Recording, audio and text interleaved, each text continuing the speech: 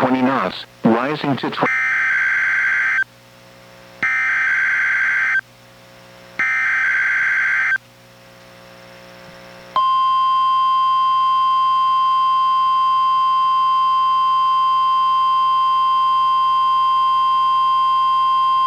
This is the National Weather Service Office in Portland, Oregon.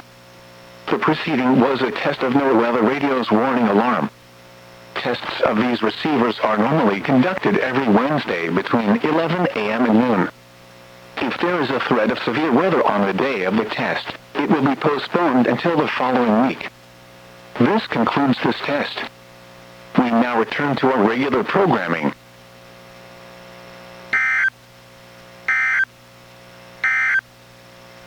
Coastal marine forecast for the waters from Cape Shorewater, Washington to Florence,